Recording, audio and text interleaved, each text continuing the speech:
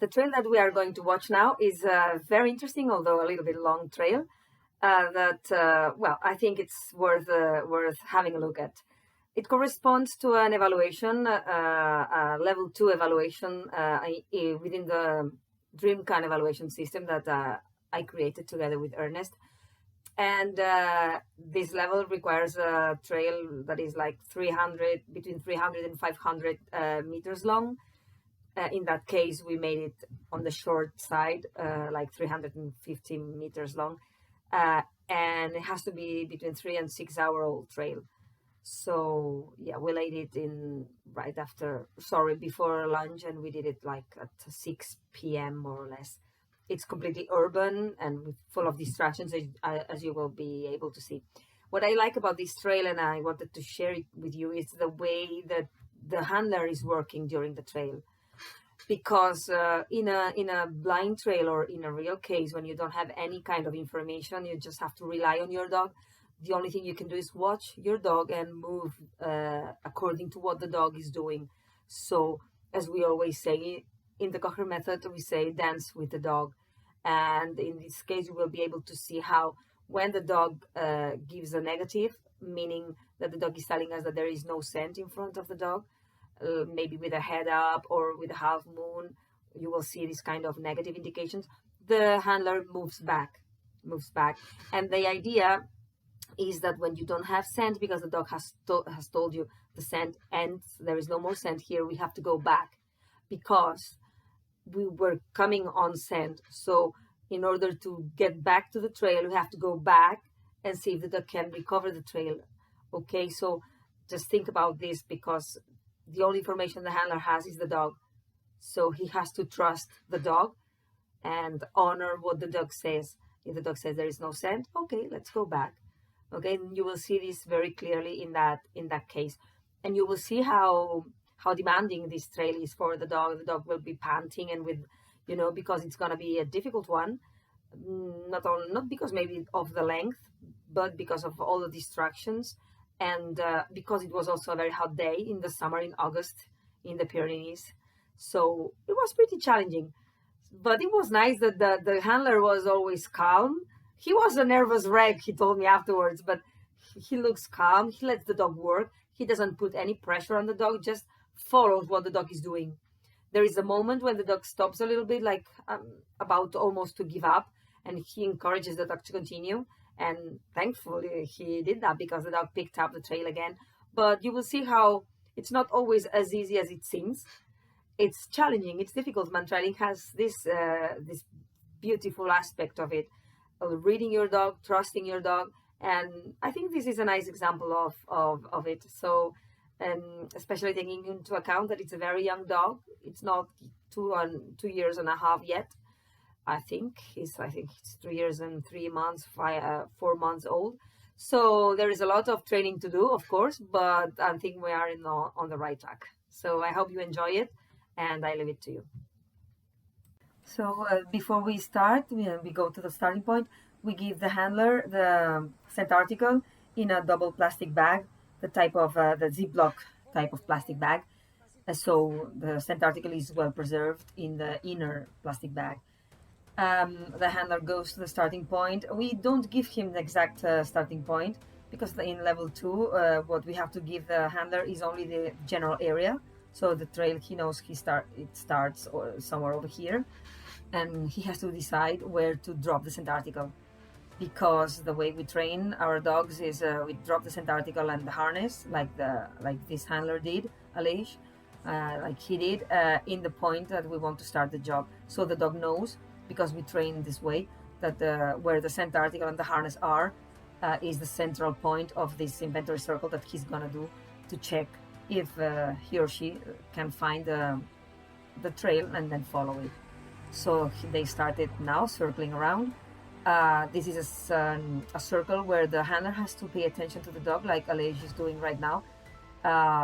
We must let our dogs sniff and pee and everything, because we have to acknowledge that they are dogs and they have their needs, and they are curious animals. That you look at this dog, she likes, it's a female, she likes sniffing around, and this is okay. We have to allow the dog to do this.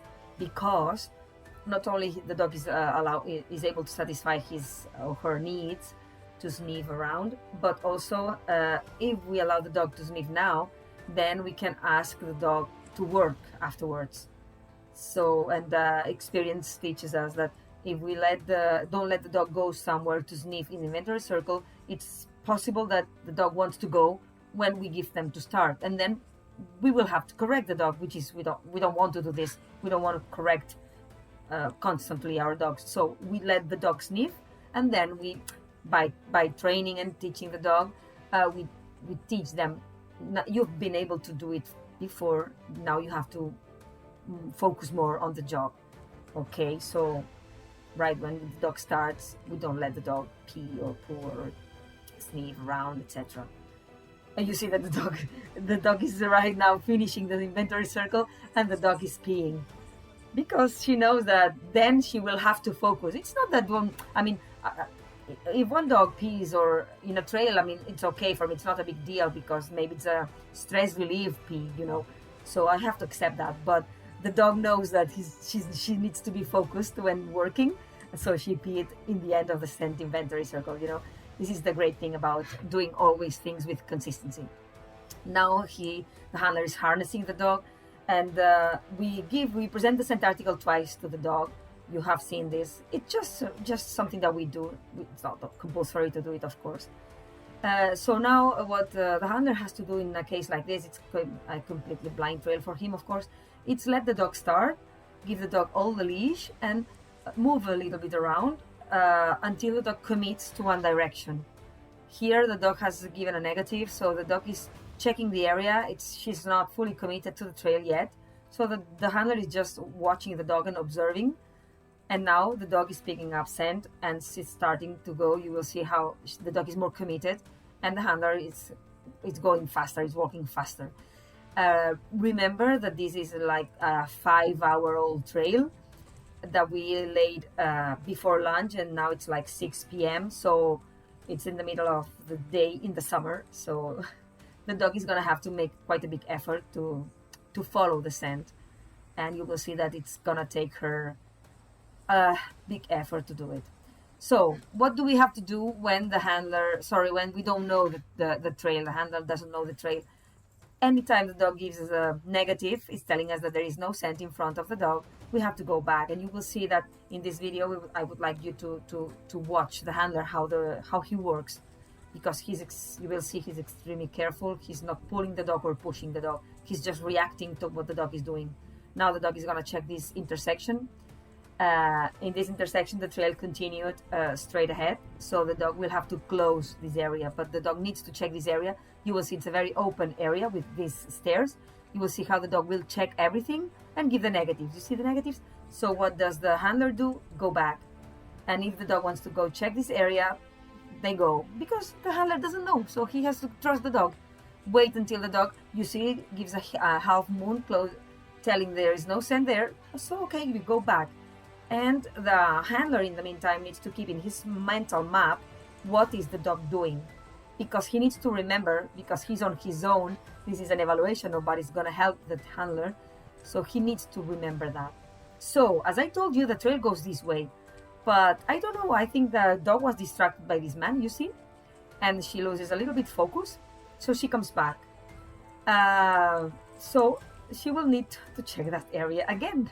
But the handler doesn't know anything, so they go back and continue. You see how the handler goes back to where they came from, and the dog wants to go check up there. Okay, so they go. And we follow them as they go. You see how the dog is checking, but the dog then will give us a very beautiful negative up.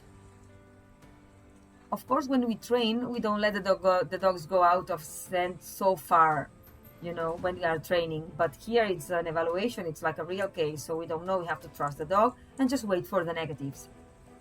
So they stop here because I think he needs to check something on the harness, but also there is traffic, so he makes the most of this stop.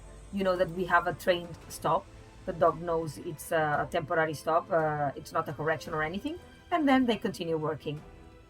Okay, so we train from the beginning a good stop, so the dog knows that, or Rather, the handler knows that he can or she can stop the dog at any time without the dog feeling corrected, okay, or without pulling the dog out of the trail.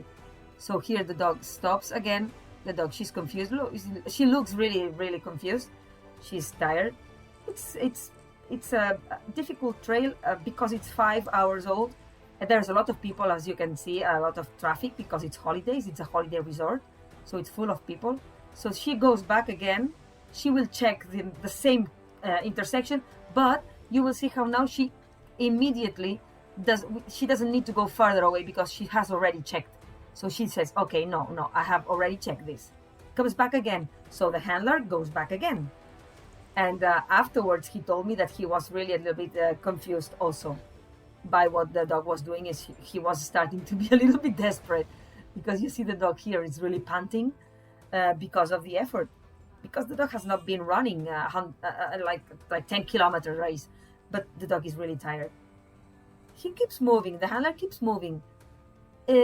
So he keeps encouraging the dog, even with some words, because he doesn't want to give up. So he wants to wait to see if the dog can continue the work. Okay, the dog goes back, thinks, pauses a little bit, and you will see then that she goes again. And now this time she goes to the trail. Yeah, she found the trail. You see how many people are there. I mean, this is all the mixture of scents here. It's amazing. It still amazes me how the dogs are able to figure things out in all this same scent contamination, but they do. You see how she's more sure.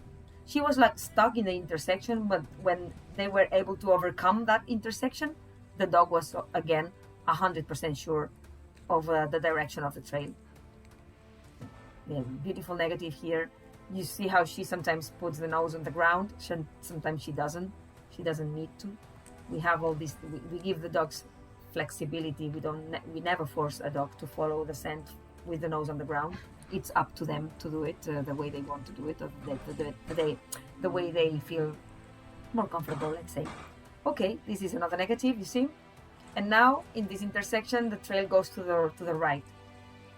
So this is another intersection that the dog has to work. In level number 2, the dog has to work minimum of 3 intersections. So they worked 1. This is the second one. This is a tricky one also because it's very open, but it has also this area here that can cause confusion to the dog. But you will see that the dog walks a little bit, and very soon the dog will give us a negative. Yeah, exactly, very clear negative. So they go back to the intersection. You see how the handler accompanies the dog back to the intersection, and the dog will continue working. And she feels, you see, the dog feels more encouraged, more sure of himself, which is good. You see the speed. She's still a little bit like panting because it was really hot these days, which is something that makes it even more difficult for the dog because of the heat. So the handler takes the dog back to the intersection, and the dog wants to check that. Very nice negative. You see how she's more active now. She's fantastic. She's only 2 years and a few months, but she really is very serious. She doesn't care about people. She is able to work in spite of all these distractions and all this confusion of people. She doesn't care. She knows the scent she's following, and she's very serious when she's working. You see, no pee, no sniffing anything apart from the scent that she needs to check. So amazing. And she's a very young dog still. So this is the third intersection, and now the dog will a little bit stop in front of one person who is a colleague of the girl who is hiding. The handler doesn't know anything. The handler doesn't know this person and doesn't know the person who is hiding. So at that moment, the handler is a little bit confused because the dog slowed down, but now the dog continues. So, okay, he continues. He has looked at me, but I cannot say anything because it's an evaluation. So here's some of our cars, the cars of one of the guys who was with us. You will see now here the dog stopping a little bit and goes there. And now it is a proximity alert. You see the reaction of the dog, stops a little bit and goes.